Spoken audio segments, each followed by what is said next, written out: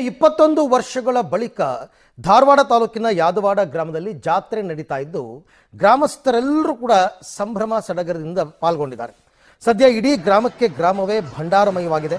ಪುರುಷರು, ಮಹಿಳೆಯರು, ಯುವಕ ಯುವತಿಯರು ಭಂಡಾರದ ಚೀಲವನ್ನು ಕೈಯಲ್ಲಿ ಹಿಡಿದು ಪರಸ್ಪರ ಒಬ್ಬರಿಗೊಬ್ಬರು ಎರಚಾಡಿಕೊಂಡು ಸಂಭ್ರಮಿಸಿದ್ದಾರೆ.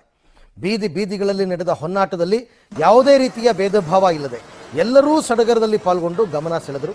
ಒಟ್ಟು 9 ದಿನಗಳ ಕಾಲ ನಡೀತಕ್ಕಂಥ ಜಾತ್ರೆಯಲ್ಲಿ ಗ್ರಾಮಸ್ಥರೆಲ್ಲರೂ ಕೂಡ ಭಾಗಿಯಾಗಿದ್ದಾರೆ.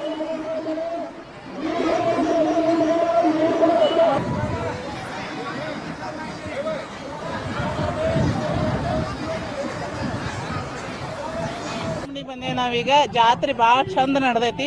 ಎಲ್ಲ ಪ್ರತಿ ಹೆಣ್ಮಕ್ಳು ಮನೆ ಎಲ್ಲ ಪ್ರತಿ ಹೆಣ್ಮಕ್ಳು ನಮ್ಮ ಅತ್ತೆಯಂದ್ರು ನಾವು ಎಲ್ಲ ನಮ್ಮ ಮಕ್ಕಳು ಎಲ್ಲರೂ ಬಂದೇವಿ ಜಾತ್ರೆ ಮಾಡ್ಲಿಕ್ಕೆ.